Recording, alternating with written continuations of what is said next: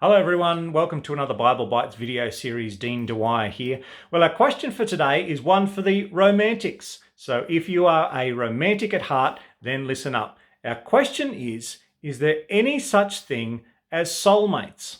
And what I mean when I say that is, in other words, does God only have one specific person in mind for you to marry?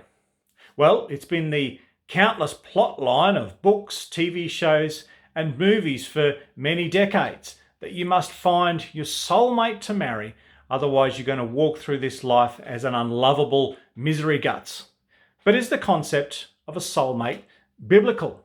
Does the Bible affirm that there is only one person that is made for you to the exclusion of all others? Well, to the romantics out there, I'm sorry, but in my view, the answer is no. Well, when closely examined, the concept of soulmates can in fact lead to some very unbiblical behaviour.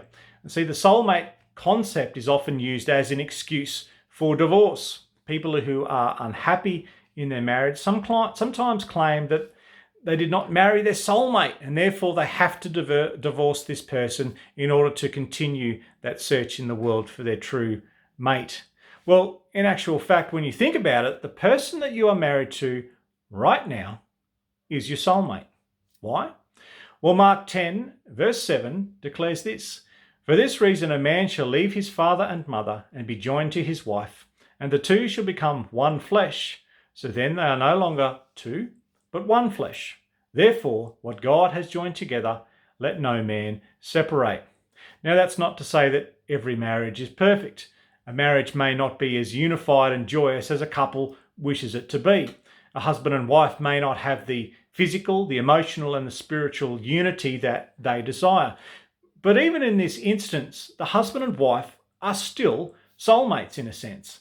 A couple in such a situation needs to work on developing true soulmate intimacy. But what they do and how they achieve that is by going, of course, back to the Bible and seeing what it teaches about the marriage covenant. And if you're interested in doing that, I suggest you begin at Ephesians 5:22 to 33. And from that, praying about it, working at it, a couple can develop the intimacy, love, and commitment that being one flesh soulmates entails. So in short, if you're married, you are married to your soulmate, because when you undertook that marriage covenant, two had become one. And so no matter how disharmonious a marriage is, God can bring healing. He can bring forgiveness, restoration, and true marital love and harmony into that relationship. Now, this leads to a broader question, of course, that plagues many young prospective brides and grooms. Is it possible to marry the wrong person? Well, if we give ourselves over to God and seek His guidance in all things, He promises to direct us. There are many who have this passage as their life verse. It's a very famous one, Proverbs 3:5-6.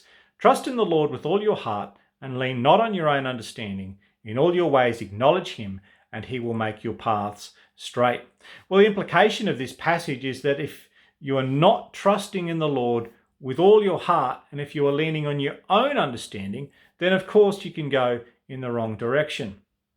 Yes, it's possible in a time of disobedience and lack of close fellowship with God to marry someone whom He did not intend for you to marry.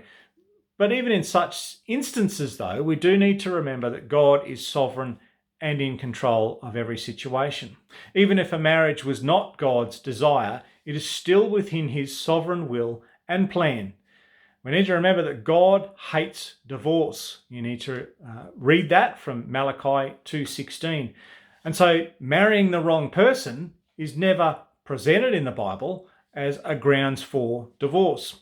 In fact, the claim that I married the wrong person and I'll never be happy unless I find my true soulmate is unbiblical again in two respects.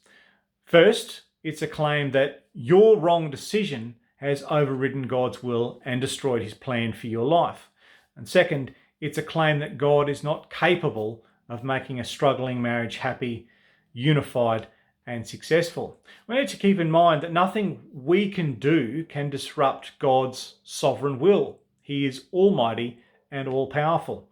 God can take any two people, no matter how mismatched, and mold them into two people who are absolutely perfect for each other.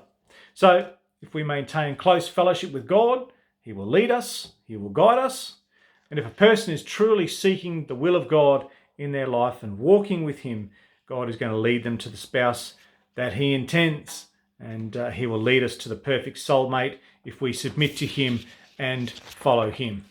But being soulmates is both position and practice. And husband and wife are soulmates already, as I've explained, because they are one flesh spiritually, physically, and emotionally united to each other because they took that blessed marriage covenant. But this is only possible by implementing the biblical pattern of marriage, not by following a Hollywood script. God bless, stay safe, and we'll see you next time.